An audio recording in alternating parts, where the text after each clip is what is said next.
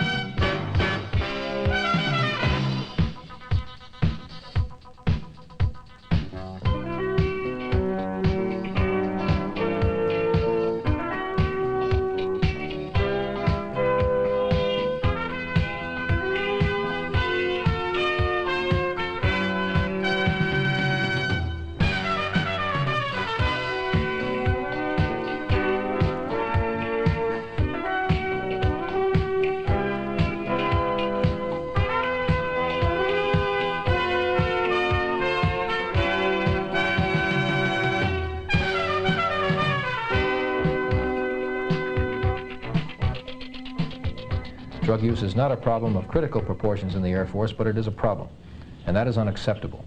So something effective is being done about it.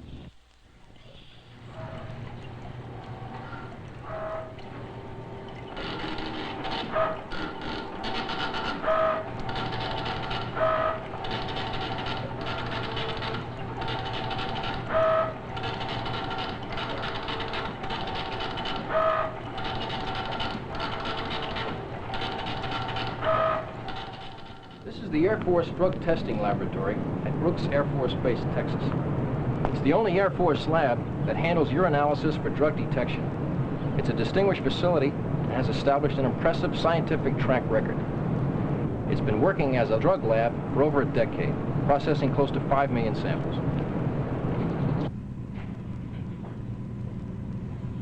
Morning.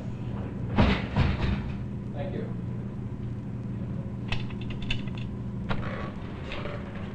It works in close conjunction with the Armed Forces Institute of Pathology in order to meet the demanding standards set by that world-recognized organization.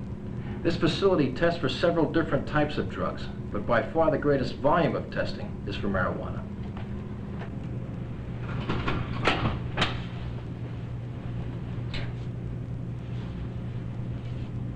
What you're about to see is the why and the how of the Air Force's urinalysis program.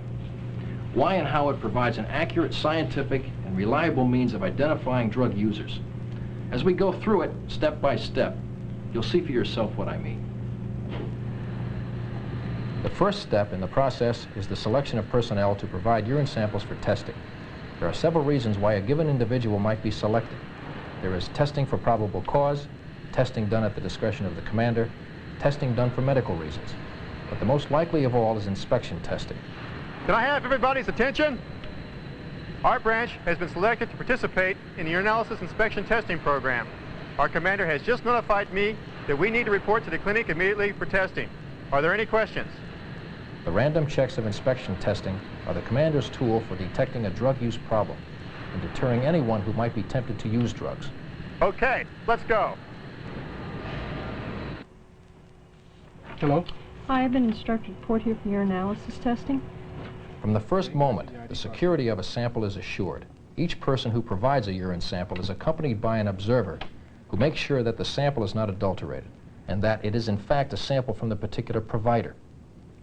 The sample is then labeled in a way designed to eliminate any possibility of a mix-up.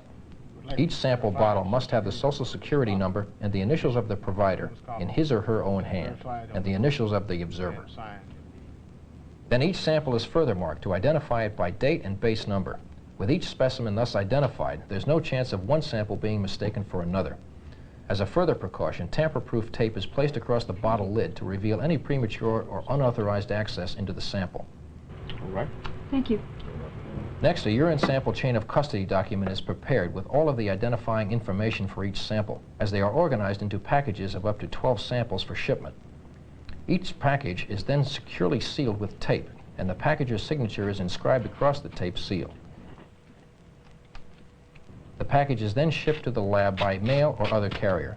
As each package is delivered to the receiving area, it is inspected for any indications of tampering. If there are none, the package is accepted and signed for by the responsible laboratory staff. From the start, sample security has been safeguarded by chain of custody procedures.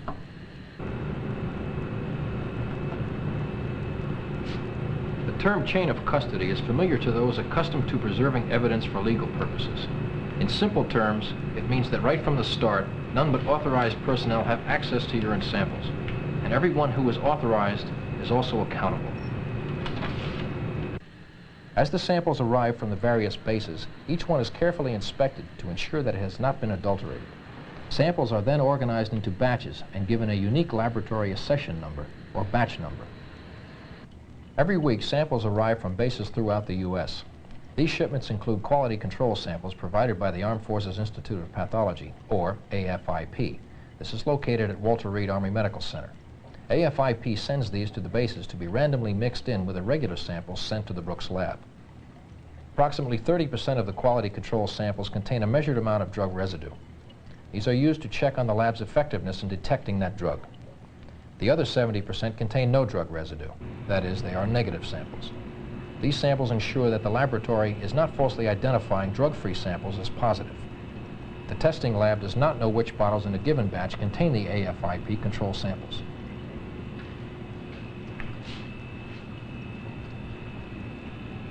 In addition, the AFIP sends samples directly here to the lab for testing. The test results are sent back to evaluate the quality of the analysis, the documentation, and the reproducibility of the test results.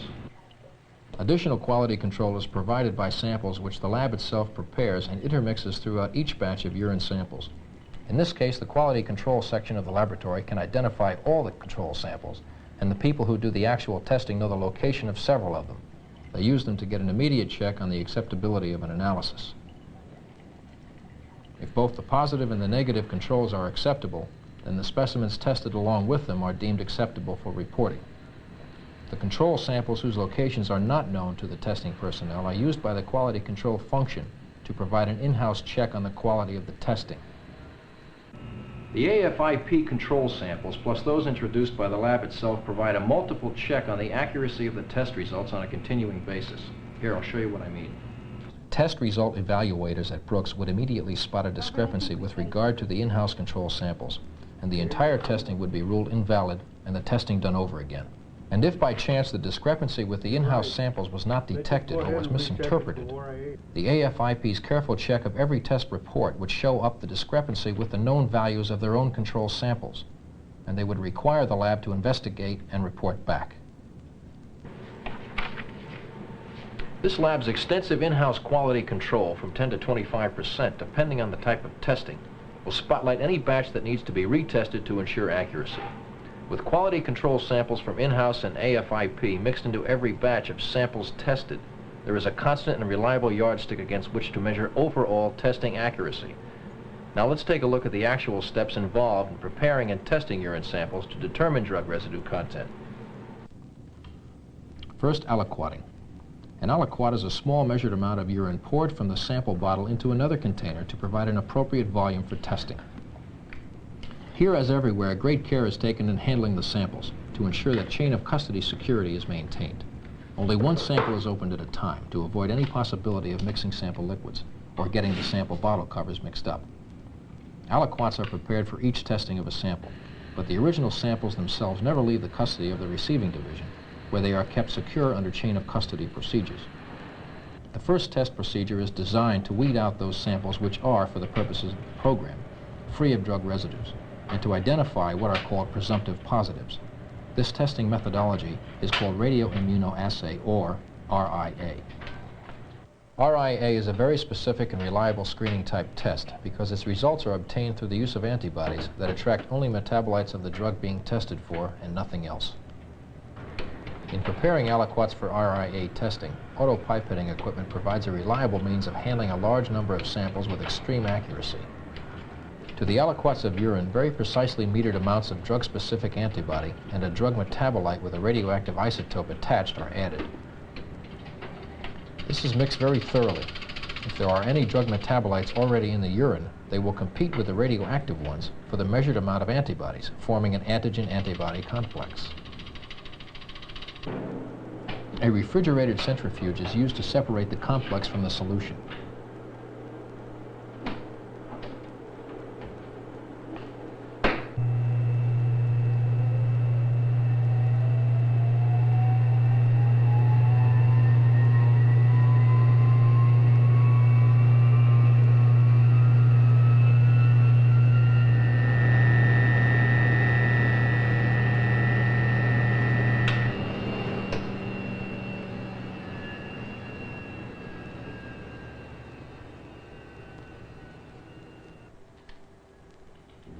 The concentrated precipitate that remains is then tested using equipment which measures with extreme accuracy and sensitivity the level of radioactivity present.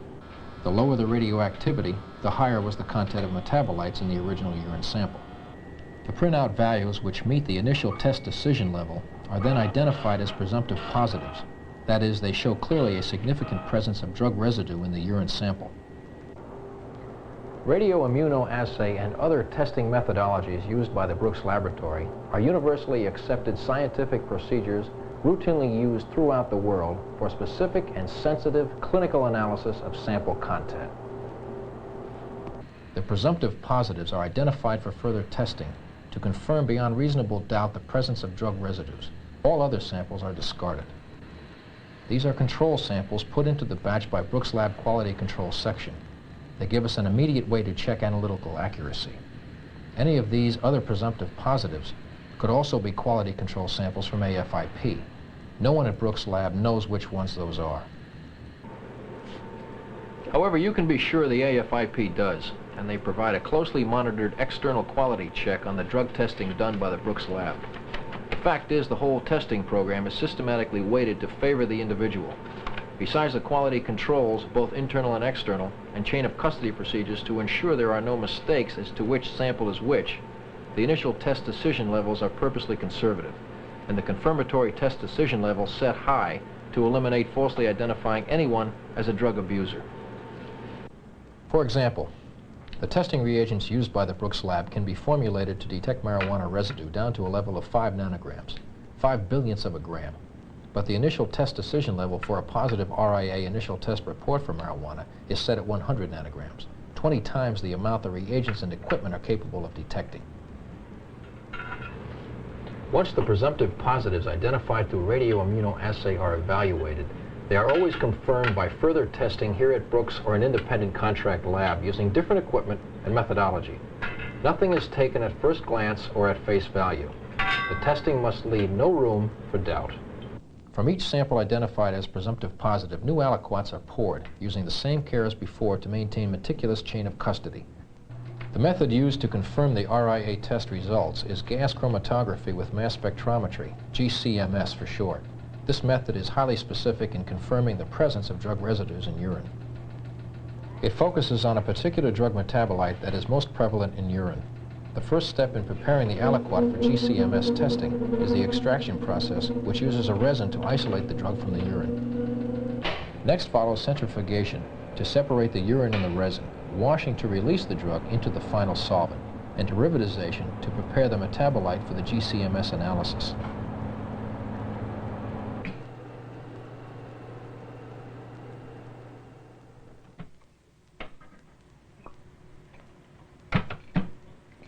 Finally, the extract is dissolved in a small amount of solvent for analysis. When the prepared solution is injected into the gas chromatograph, it is vaporized, mixed with a carrier gas, and passed through a long, narrow tube to separate the components of the mixture. At the end of the tubing, the compound we are looking for is diverted into the mass spectrometer, where it is bombarded with a stream of electrons, breaking the molecules into ion fragments.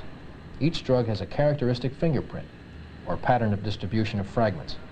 If the drug is present, a specific pattern or fingerprint is produced, thus allowing the drug to be positively identified.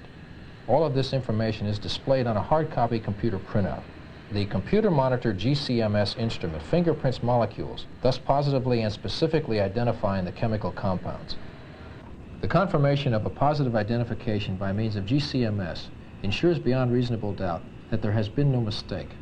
The presumptive positive first revealed by radioimmunoassay and confirmed by GCMS analysis is indeed a valid positive identification of drug residues in a particular urine sample.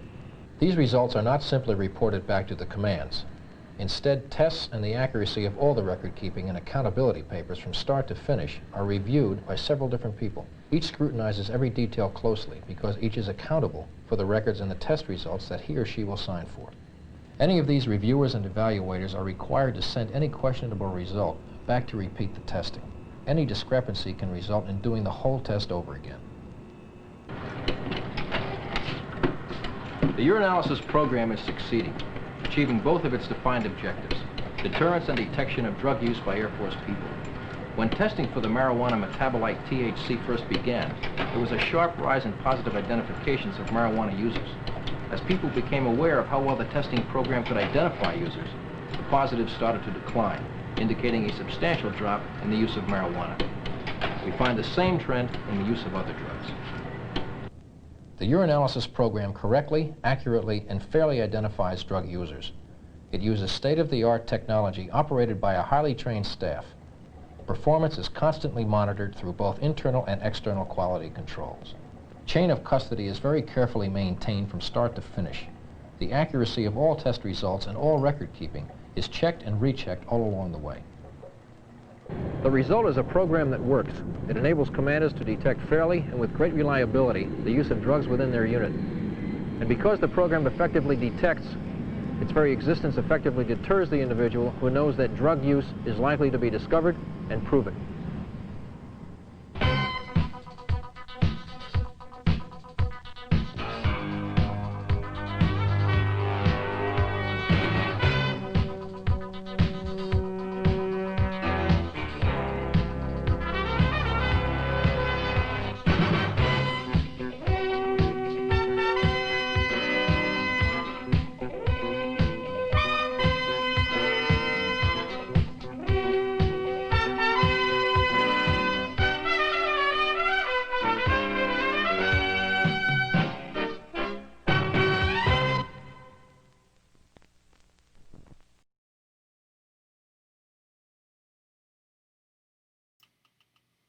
Hey everybody, I'm Skip Elsheimer of AV Geeks. I collect old 16mm films and show them to folks like you via the internet, and when the pandemic's over, I'll bust out the 16mm projectors and I'll do it live in your hometown. Yeah, somehow, we'll figure that out. So that last film, USAF urinalysis program, it's like an assembly line film, really. It's which I love, which is the process of how does the urine get from point A to a printed out piece of paper. So it's amazingly dry and thorough and very clear on the legal aspects of doing tests like this, because they know that they could probably get into trouble for labeling people and jailing people. So they want to have this chain of command. Fascinating, really something. Yes, and amazingly dry, but that's the way a lot of these niche films are. And this film was rescued from a dumpster. This was a fan of mine who had a bunch of films that he had rescued from a dumpster in LA, I believe, or somewhere in Southern California. And this was made by a company called Gold Productions for the Air Force. And I've gotten quite a few films in that batch that were really great, including the tire rigging demo, which I showed a couple of weeks ago. But yeah, thanks for joining me. We're showing these films as a lunch break to kind of keep you off of social media. I mean, even though you're on social media watching this, keep you watching the news, give you a little bit of time to kind of zone out and think about our wonderful, horrible past. This next film features, you know this guy. His name just popped out of my head, which is ironic because the name of this film is Brain Power, and my brain just farted. So here it is, Brain Power with that guy that you know.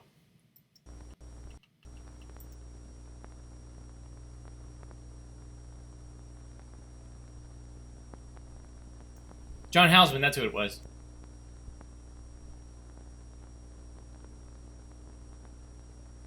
As a producer and director, I've attended a lot of meetings. Now, is the one you're attending today going to be just another meeting, or is it going to be something more, a meeting of the minds? Now, before you get started, I want to talk with you about your mind and about thinking, the process of using your gray matter in sophisticated and creative ways. My thoughts are guided by this book, Brain Power, by Dr. Carl Albrecht. He points out that thinking is a built-in skill, and that while all of us know how to think, we don't think very much.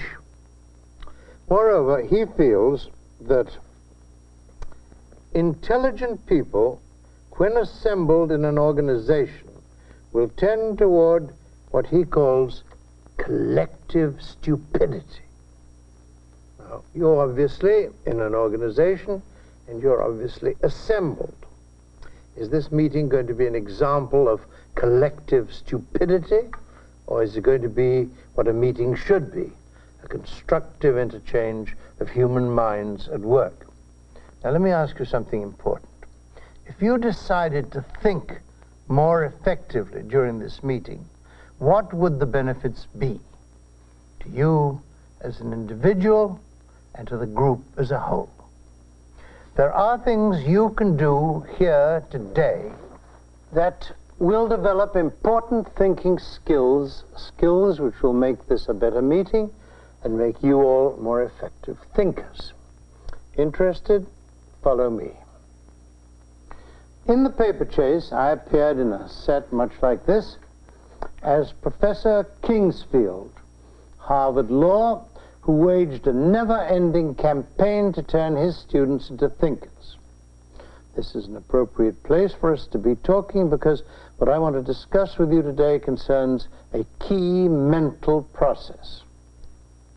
We call this process perception, and we use that broad term to describe the way we take in and interpret new information, ideas, and points of view. When your meeting gets underway, a lot of new ideas will be presented. How well you react to these ideas will be governed by how you perceive them. So, it is important, I think, for us to look at how we perceive.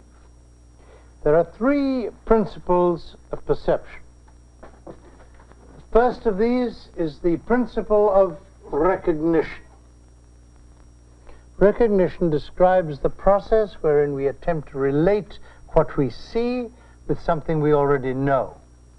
It enables us to deal with a wide variety of information without getting bogged down in detail.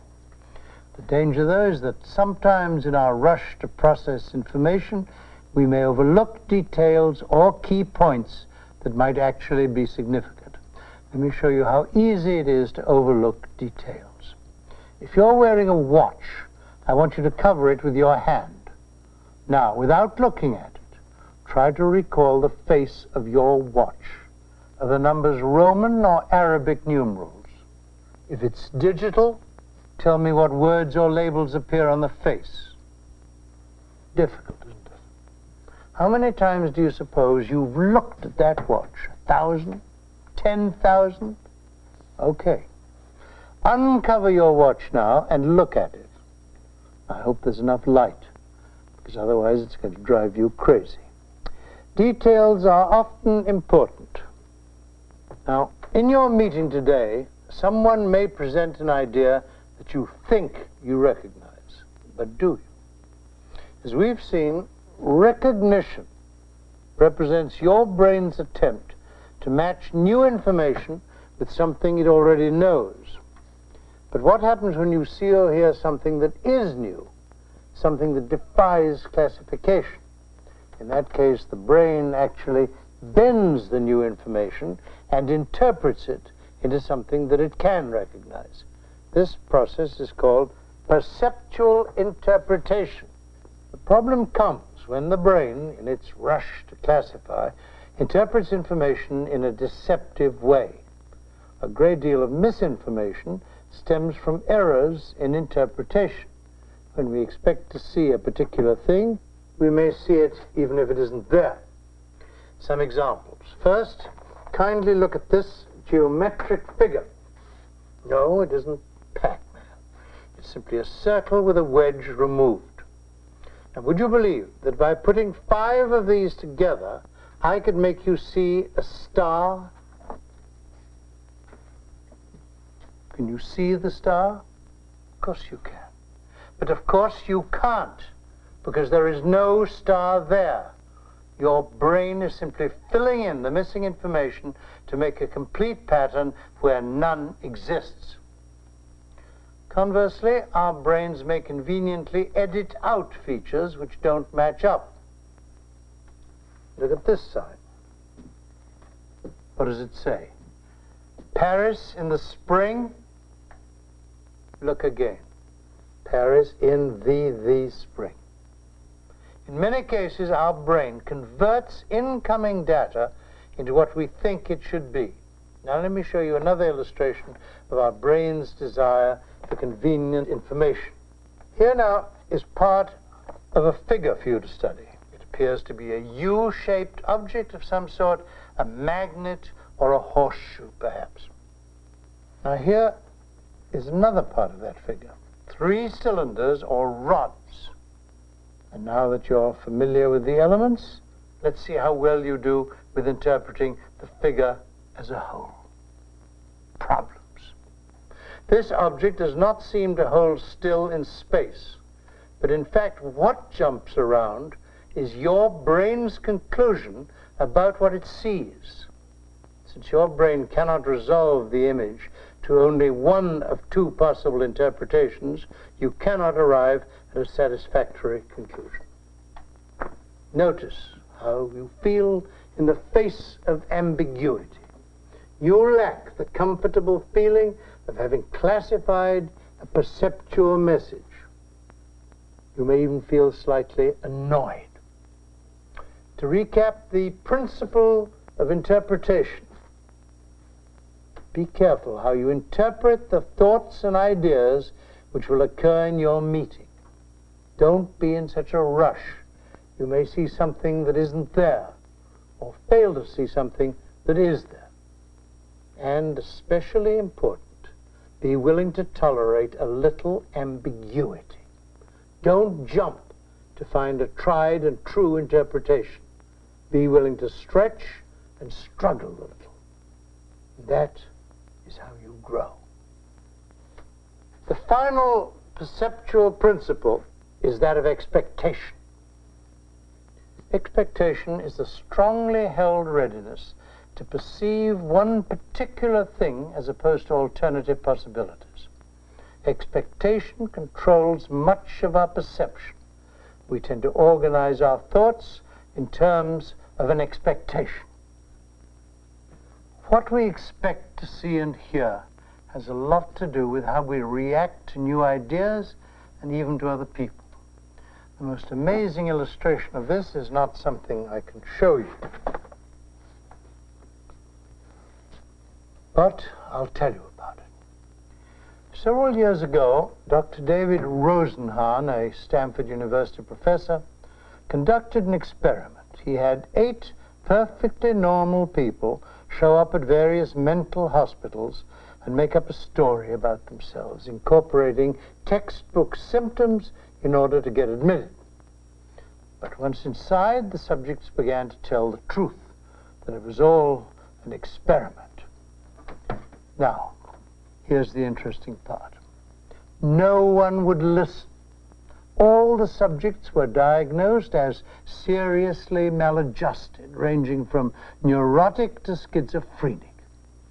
These doctors obviously were working from very powerful, unconscious expectations.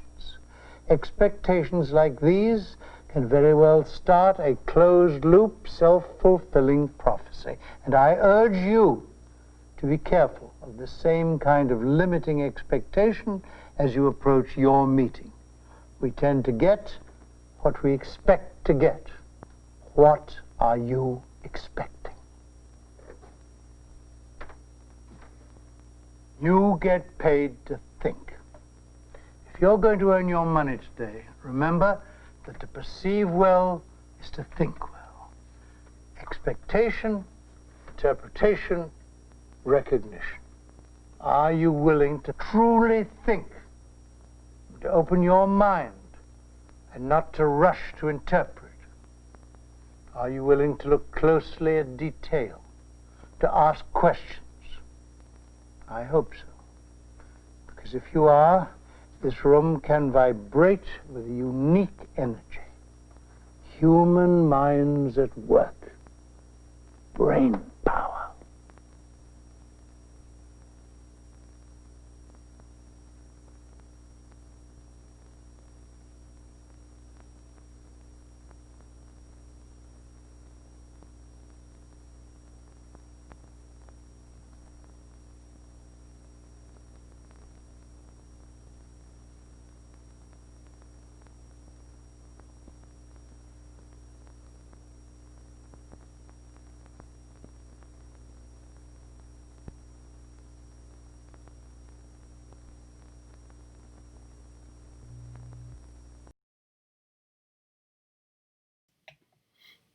I can only imagine what meetings this was shown to and what middle management MBAs came up with that ultimately screwed us as a nation, as a consumer. All the, you know what? We can, besides charging them for getting cable every month, we can also charge them for renting the cable box, even though there's no other way that they can get cable. You get promoted. Awesome. Thinking outside the box. So meeting films are I think a genre. So films that are shown at a meeting. And I would say that those Alcoa management films, the ones that pose a question at the end that were made in the late 50s, early 60s, like Trouble with Women and The Grapevine, those were also meeting films. They were shown in a meeting of managers, and the managers had to work through it and talk through it. This one is a more generic meeting film. And in fact, The Cookie Kid, which we showed a couple of weeks ago, which features the Girl Scout that has sold the most cookies ever, was a motivational meeting tool. So you'd show it to a bunch of salespeople in your sales team at a meeting to get them motivated. This likewise, John Houseman was your cheerleader for... It's so funny. I think 82 when that film came out that was the time when he had that cachet where he could get away with doing stuff like this. Really fascinating. There are my kind of holy grail of meeting films is that there was a series of Muppets meeting films that were made probably around the same time, late 70s, early 80s. And I've seen them listed and people mentioning them, but I've never been able to pin one down. So that's something I'm actively looking for. We'll probably have to bid a lot of money when I do see it come up somewhere. Or it'll just show up, it'll show up in a box. People are like, I don't know what these are. Oh, it's Muppet meeting films. Anyhow, I love showing things like that, even though it's dry and weird. And also, I should say thank you so much for everybody who's been contributing to buy me a coffee, keeping me caffeinated. Thank you. It makes all these films I'm showing that much more exciting to me. This next film is for all of you who collect 16mm and have questions about how to project. This is a film on how to project film. The irony, of course, is if you don't know how to project film, you're not going to be able to watch this film. So somebody has to know how to project the film in order to show this to you so you can learn how to project the film. So it's pretty good. It's looking at a very specific projector, but it works in general. My favorite part of this is, besides the fact that it is a film about showing films, is there's a mini classroom model, which is so awesome. I really love it. So this is Facts About Projection. Enjoy.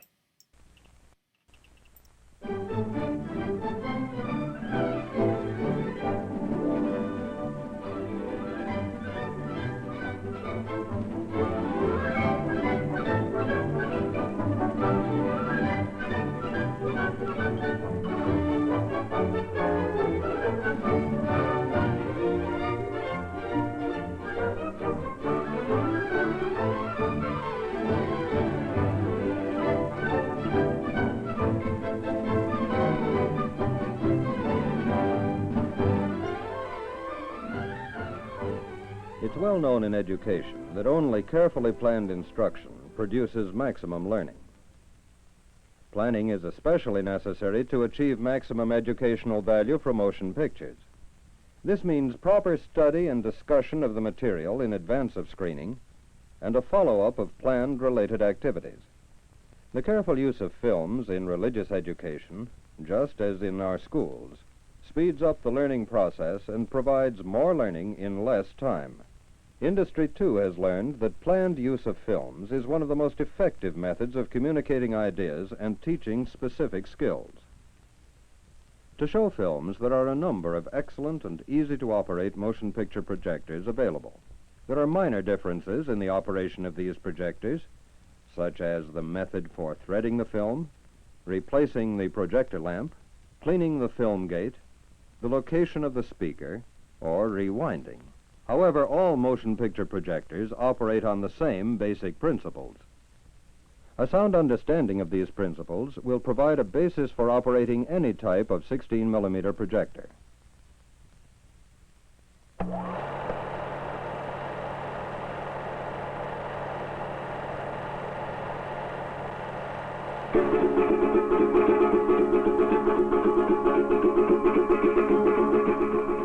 A typical motion picture projector consists of two sections, each with a different function.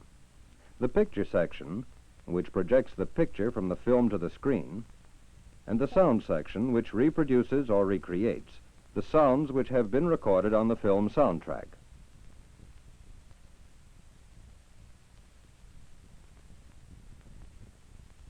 As the film moves through the projector, it first enters the picture section. This section consists of the projection lamp, which is a very bright light source. This light is concentrated on a single frame of the film by a condenser lens. The brilliantly illuminated frame of the film is projected by the projection lens onto the screen. The lens is moved to focus the picture. As the film moves through the picture section, it pauses on each frame. In a sound projector, this happens 24 times a second.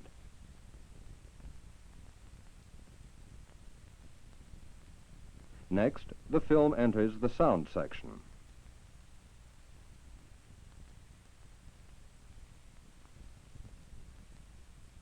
Here, an exciter lamp passes light through the soundtrack area of the film. This light is received by the photocell. Sound waves, which have been recorded as variations of light and dark areas on this film, cause the light beam reaching the photocell to vary in brightness. When the film moves, the photocell produces electrical pulsations corresponding to the original sounds.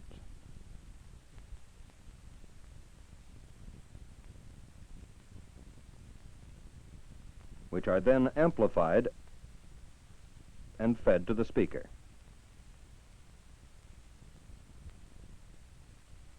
In contrast to the picture section, the film in the sound section must move smoothly and at a constant speed.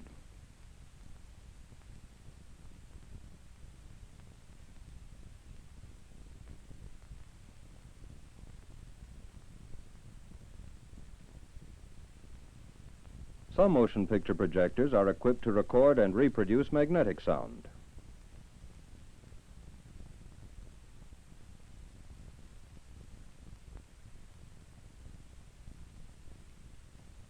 This magnetic soundtrack coding often uses only part of the optical soundtrack area, making it possible to use either optical or magnetic sound on the same film. In the school, the most effective use of films takes place in the classroom with its work-study atmosphere. The class has already prepared work on the subject, and before seeing the film, there is discussion of the new ideas and words that will be used. The teacher, having read the film guide and having reviewed the film, often leads the class in the discussion. Now they are ready for the film.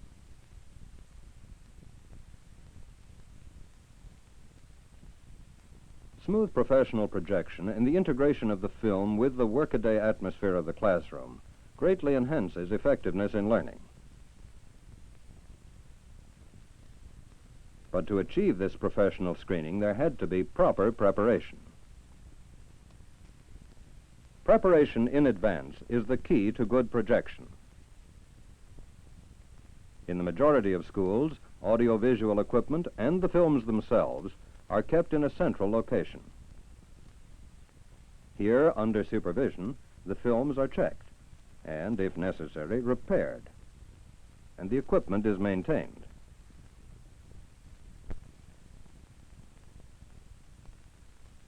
Much of the preparation behind good film use is in training operators in the principles of projection and in maintenance of the equipment. Some projectors are equipped with sealed, long-lasting oil reservoirs and seldom need oiling.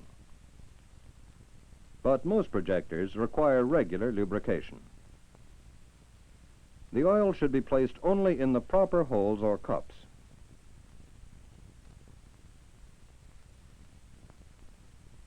And any overflow carefully wiped away.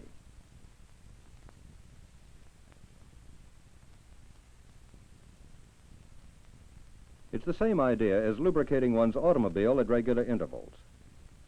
This preventive maintenance protects gears and moving parts from excessive wear. If the windshield is dirty, only a blurred image is seen. A special fluid and paper are used to give a crystal clear view.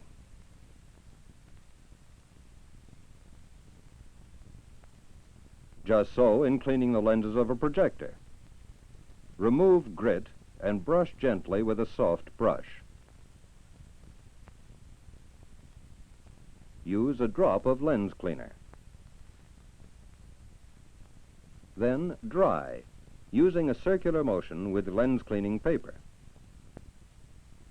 A dirty lens projects a scene like this. Clean it, and you have this.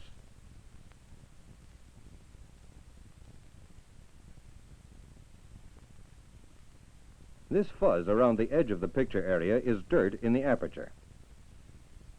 It is not only disturbing to see, but it can scratch the film.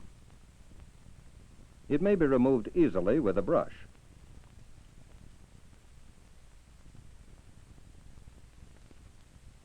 The sound projector sprocket wheels have sprockets or teeth only on one side.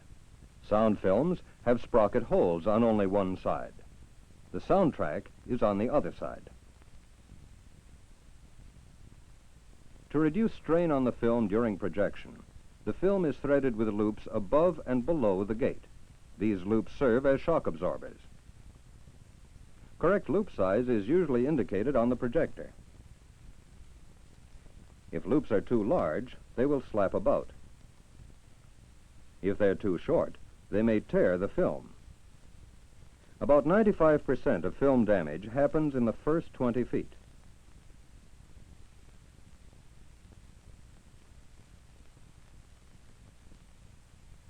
The lower loop must always be the correct size, and the film must fit snugly over the sound drum in order for the sound to be synchronized with the picture. This is because the sound is recorded exactly 26 frames in advance of the picture.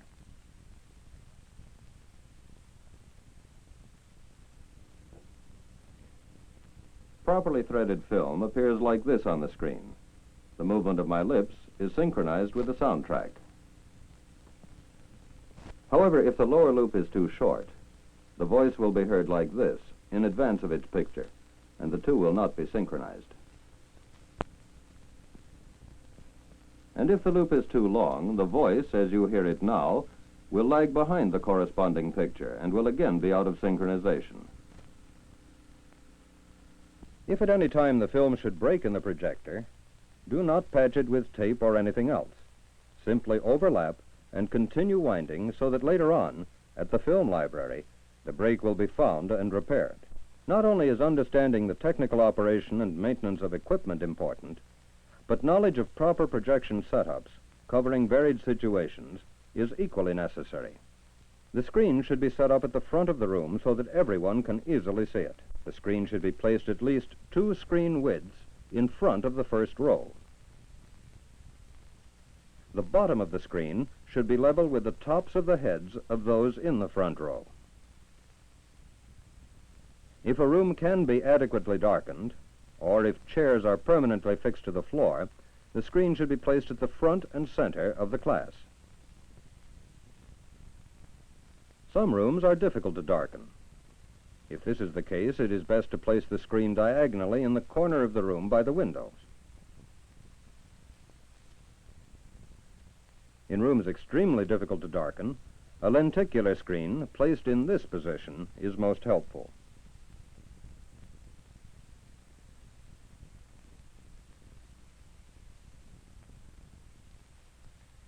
To ensure a smooth running operation, a supply of extra projection lamps, exciter lamps, fuses, and belts should be on hand.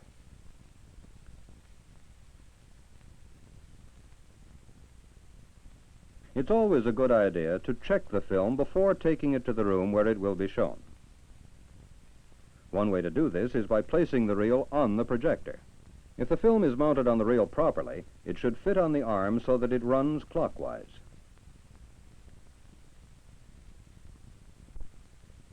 When held in this position, the title should read correctly. When the projector is started, you won't have this or this. The picture will be right side up and in the proper position. All films that are to be projected should be checked in advance. With much of the preliminary preparation done in the audiovisual or equipment room, where supervision and the necessary equipment and supplies are available, the final setup in the classroom can be made. This time, the projectionist is able to set up the equipment before the class has assembled. Often the setup must be made while the class is in session. The screen is placed directly in front of the projector and raised to the proper height.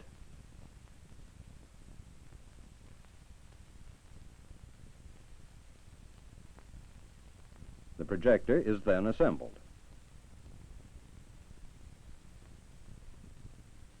The power cord is twisted around the leg of the stand to prevent the projector from being tipped over if the cord is accidentally pulled.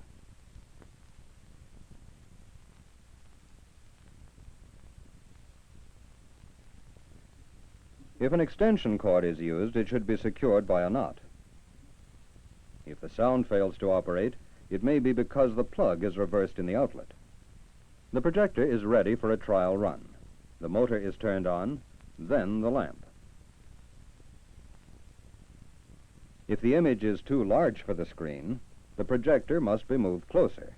And of course the reverse is also true. For the best sound, the speaker should be placed off the floor and near the screen. The speaker cord is secured in the same manner as the power cord.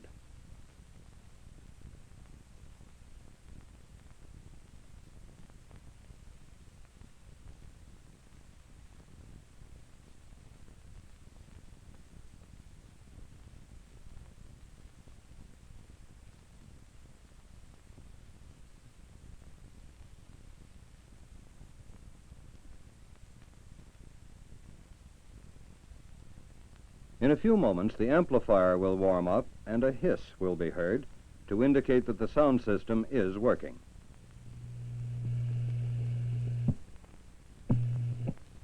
Testing with a card is a double check on the sound system. By leaving the cans open at the start, the changes of reels can be made quickly.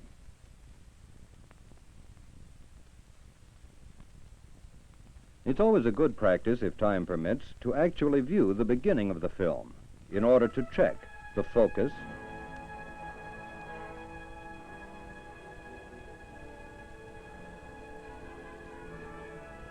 the framing,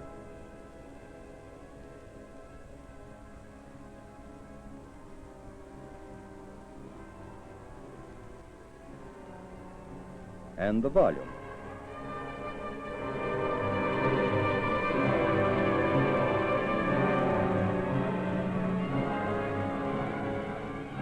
When the classroom is filled with students, the volume may have to be turned higher.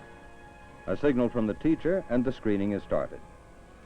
Preparation in advance is the key to good projection.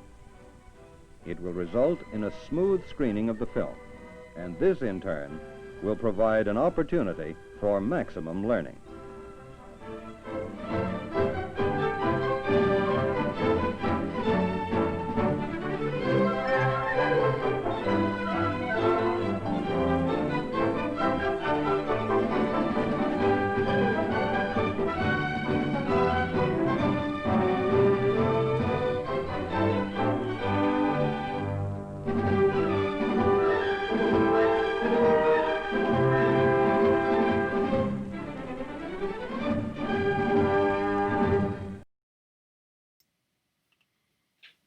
There's so much about that film that I have to talk about. Let's see. First of all, that little diorama, the Fisher-Price AV Geeks playset, I covet that. There's so much that was really great about that as far as placing where you place the screen and the projector and then the little... Oh, it's awesome. I love it. The second thing is repairing film. I learned a horrible lesson. At one point, I was basically I would pull films and then just watch them on a 16 projector with friends, or just I'd get a batch and just sit and watch them. And I was watching this one film, and it was a little beat up, but at some point the screen went black. And suddenly it was this, and I like jumped up and ran to the back. And what had happened was somebody had taken the film that had broke, they had laid it on top of itself, and then they wrapped it several times in masking tape. So there was this big like lump of masking tape, and of course, you know, as soon as it hit it, it made it through. Surprisingly, it made it through the top, but as soon as it hit the gate and then kind of tried to go around the sound head, yeah, it was not good. Shredded that film even more. What was the other thing? Oh yeah, so somebody mentioned showing projection was a union job back in the 70s or 60s. Well, guess what? It still is a union job in some parts of the United States, New York City in particular. And I remember I did a screening or series of screenings at the Museum of the Moving Image in Astoria, Queens. And it's an amazing museum. If you get a chance when things open back up, you should go to it. It's pretty cool. And what I do is when I start my show, I start off with a film strip. And so I knew that they were going to run 16 in the booth. And so I was like, what I normally do is I just run the film strip. That's a great icebreaker to get the audience, loosened up and getting ready for what they're about to see. And they wouldn't let me run it. They had a union guy, a very young union guy with a big gold chain, operating the film strip. And so I was up front doing the intro and then kind of stepped behind the curtain. And what you do is these are film strip where you read the individual frames. And so it would go from person to person, and the union guy just kind of didn't care. So somebody would be reading a frame, a couple of sentences. They'd get through the first sentence and halfway through the second one, and then he would turn it. And I was up front just in hysterics because it was so ludicrous. One, here's a union guy that's operating a piece of equipment that basically second graders operate or kindergartners operate, and he's not doing it right. It's so good. Anyways, those are some of the adventures of being an AV geek. This next film is it's like a nature documentary. It really is. It has the cameras. It's capturing all this action, this interaction, the social behavior, and then has this commentary over the top that kind of is adding a story, whether it's real or it's kind of created for dramatic effect. But it's featuring little kids, like 3-year-olds, 4-year-olds, and it's fascinating. It's called First Friends, and it basically shows child behavior and child interaction, and tries to explain what's happening behind the scenes with the kids.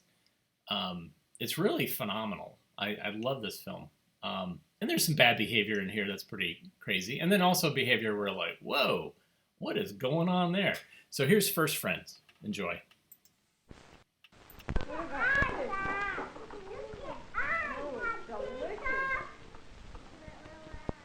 What is it, Carol?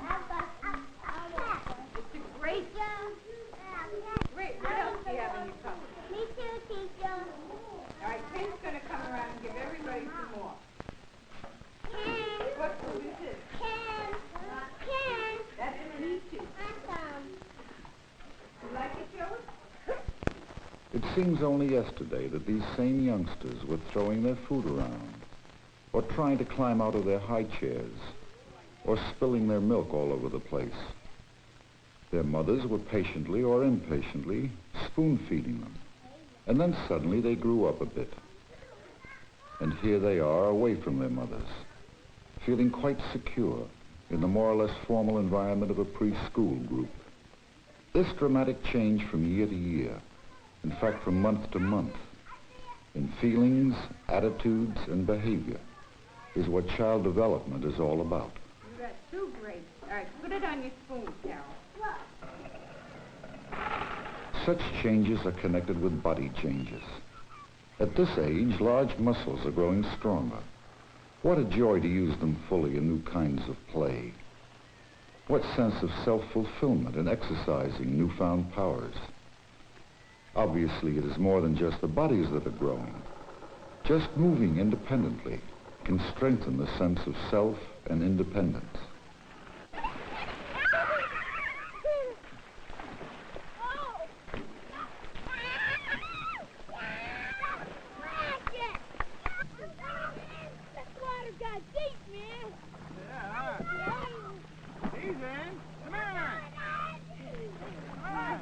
This is play, to be sure, but looked at with insight, it is growth and development we are watching.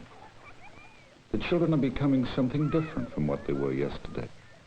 They can cause their own splash in the world. Their self-centered existence is opening up to admit others of their age who can do things to them and to whom they can do things. The things they do may seem hostile to us, but often they are merely overtures, demands made for the sake of getting a response, ways of making a connection. And in the play situation, one can learn how far one can go without getting into trouble.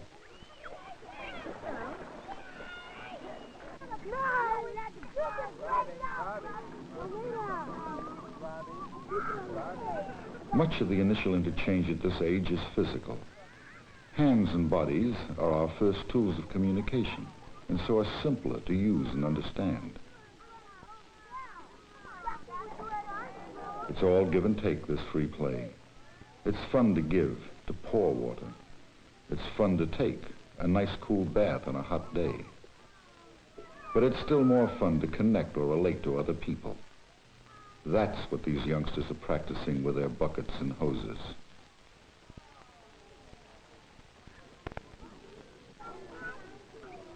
Each small person who splashes or is splashed enters into a new experience. This is a change from personal isolation. Call it play, call it group activity. It means doing things with others. The doing can be competitive and physical. One can act with or against one's companion. The difference is not as important as the interaction. This step toward becoming part of the world around one has many aspects. An important one is the development of skills. For little muscles and brains are growing along with the big muscles. Little fingers can learn to do things, to shape, to make, to create.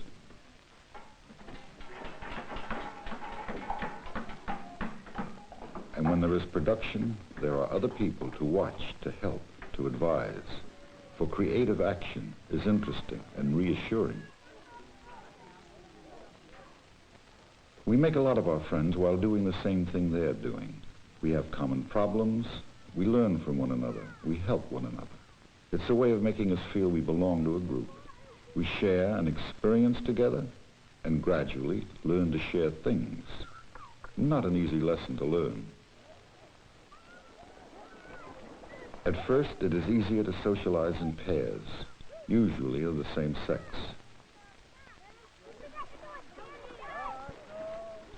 The relation of just two is simpler, especially now that words are being used more for communication.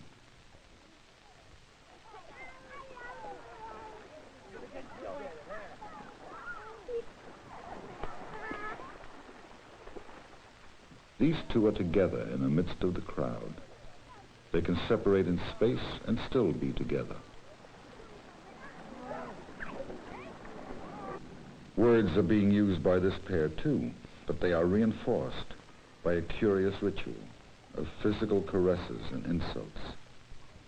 The two boys have devised an elaborate initiation ceremony with wet sand as a substitute for less acceptable dirt.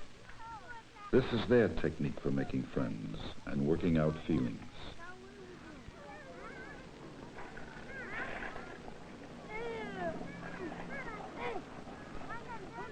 Some games involve learning how to do things together. Sometimes it is helpful to destroy first and then rebuild. Unbuilding, it might be called. This is truly a joint project. There's room for everybody to take a hand, to do a part of the job, to contribute. That's the real secret of belonging. Contributing and receiving something from the group effort.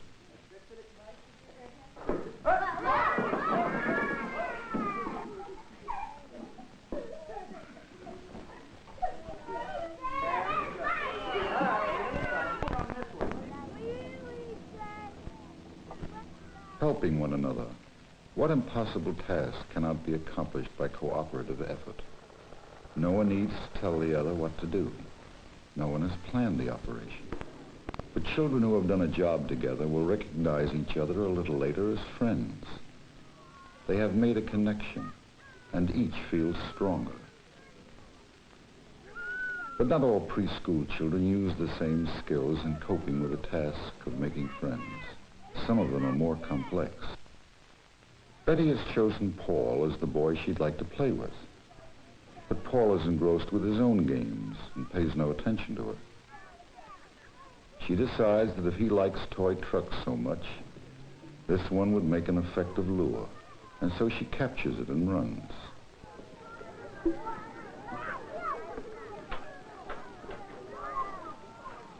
While he gives chase, she is happy. She has his attention and is in control.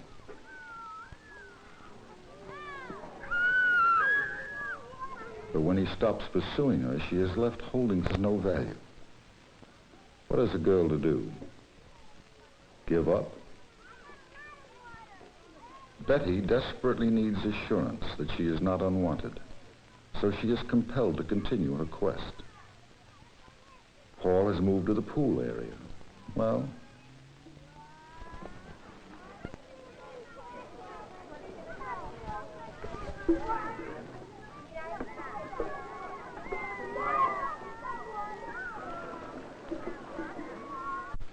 and it's all in play. Play that can be imaginative, inventive, and sometimes a means of expression. Some forms of play seem to suggest more than just practicing skills. Do they emerge from a remembered or an imagined past? Is she playing mommy now? Is he playing newborn or even unborn infant? Play often reveals fantasies children have as they try to deal with questions that are puzzling them.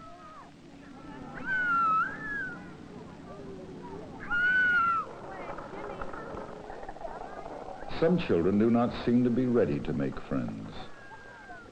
This can be a danger sign, suggesting hidden fears of non-existent threats. Or it can simply indicate a need for quiet, a time for meditation, or even green. Certainly, the child who persists in seeking solitude bears careful observation. The clue to the meaning of the self-imposed aloneness is whether or not the child himself seems upset.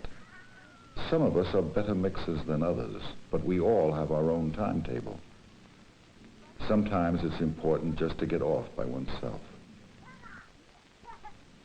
As when we have work to do. The ability to lose oneself in productive activity is a strength, even though it suggests being oblivious of the noisy children all around. The world can sometimes be peopled more satisfactorily by one's own imagination, or the imagination of writers and artists.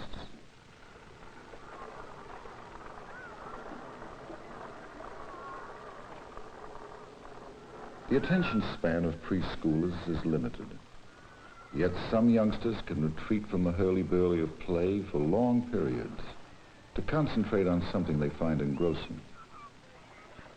This vicarious experience can substitute for active play.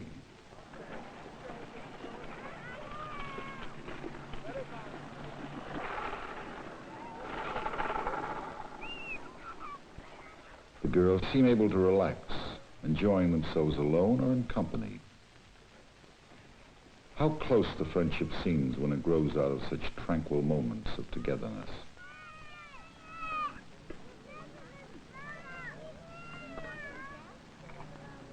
We leaned against a tree and started to count to 500 by 5.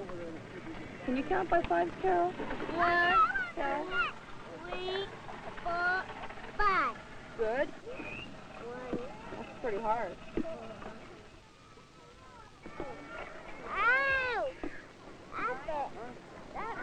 Other youngsters cannot share easily at this age, especially not the attention of an adult. They seem to need it all for themselves.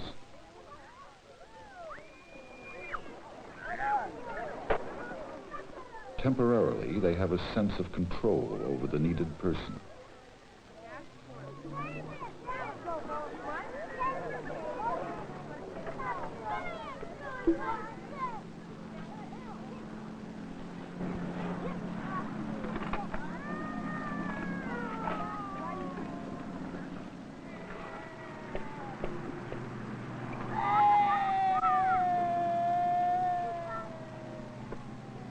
I had it first. Fair and equal sharing isn't the first inclination of most children. These values come from family and group experiences and inner feelings of belonging. Children need adult support to help them learn to share.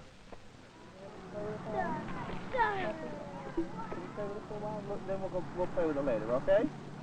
Can you have it? Good boy, thank you. You want to play with that now? Okay. You want to play with it? Okay, you take this and go play with it. Pull your car. Pull your car. Thank you, Russ. You're a good boy, okay? Good boy. You're a good boy. Okay, you go play. You gonna have a race? The race started? Okay, go ahead. The crisis subsides, but like other legal decisions, no one seems pleased with the outcome. And so it is not surprising when the altercation resumes after a few minutes of peace.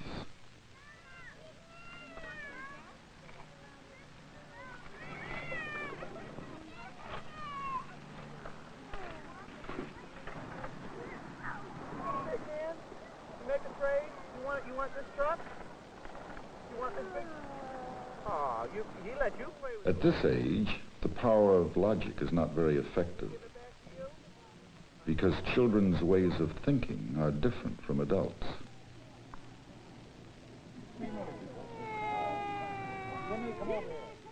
One would think that a crying child is concerned principally with his pain, but no. This one is more interested in being believed. Having his aggressor identified is more important than balm for his wounds.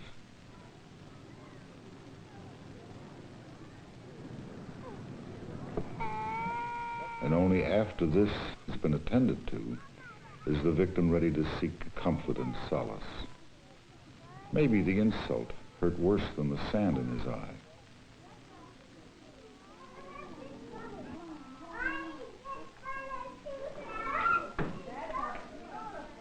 Often the social behavior of children is extremely complex and difficult to understand. Robert first tries to bother Nancy, but fails.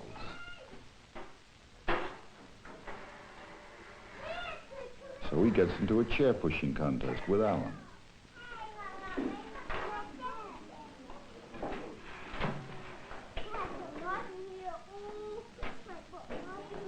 But Alan isn't having any of him either.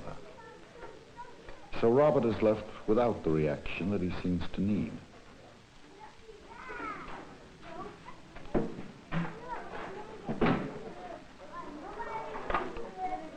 He goes on to challenge one child after another. Why?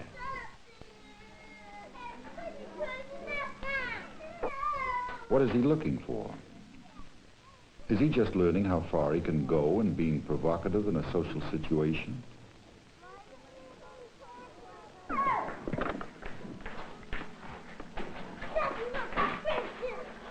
Why does he keep checking up to see if the teacher is watching?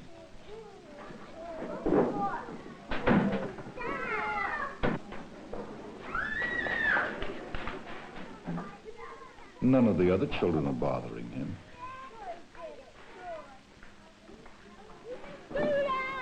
And he seems to get no satisfaction out of bothering them, even when they cry.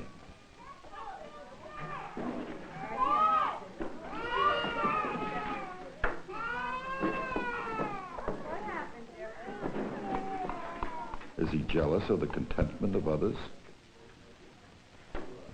Every toy in his hands becomes an instrument of assault, and always the vigilant look. His is no simple motivation. He seems compelled to keep at it until a climax is reached.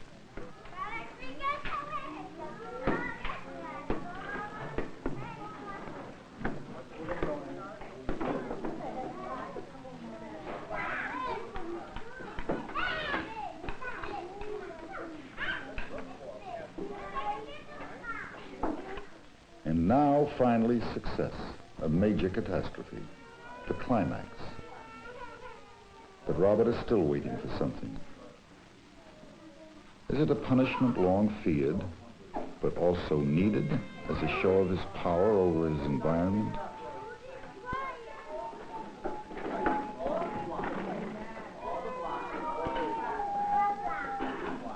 Take all the blocks and put them over there on that table. Put it right over there on that table. That table right there. In the meantime, Sally is given plenty of sympathy.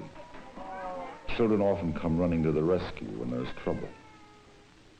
Sometimes they just stand and look. They seem to be learning how to handle their own crises by identifying with the child in trouble. This, too, is a technique of socialization. Jeff, what's the matter? Socialization in a larger group, structured by the teacher, is more difficult.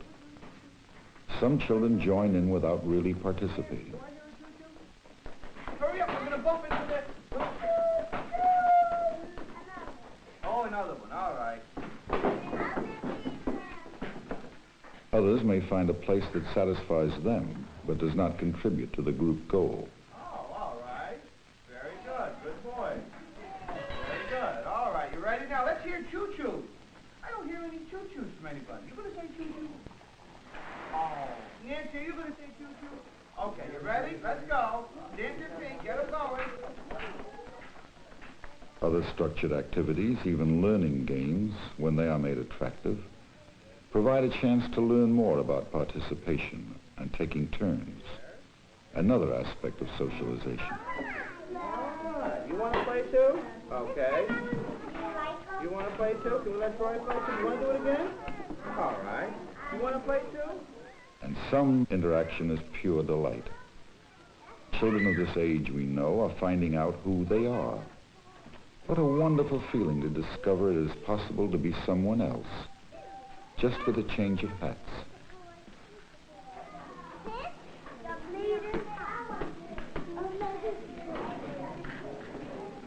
What makes you want to sing and dance just because you're wearing a costume?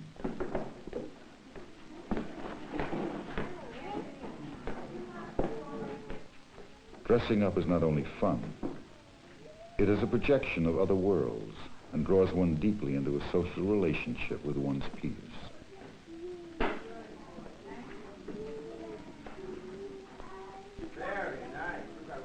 Who is the strange person in the mirror? Is this another insight into the self that is emerging from the anonymity of babyhood? Is this a chance to check on sex differences that have not yet been fully understood, that have not yet become rigid? All these subjects are fascinating to a preschooler.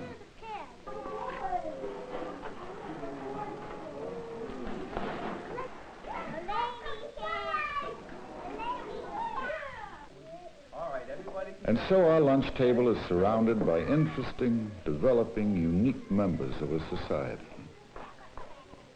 The thing most wonderful about them, and the hardest to see at a fleeting glance, is the changing process itself. But as they eat together, or talk together, or play together, they sometimes reveal the distance they have come from infancy. And sometimes they give us a glimpse of where they will be tomorrow. For the development of a healthy child is a continuous happening. Today they join the group. Tomorrow they will interact with it. Nothing in the process is static. A child cannot stop developing.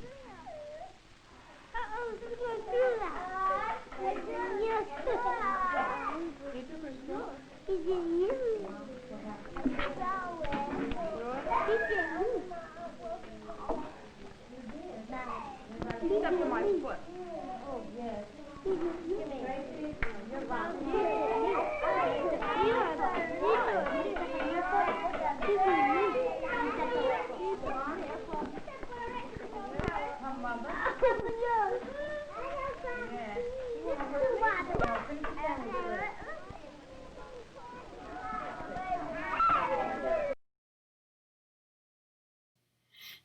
Fascinating film.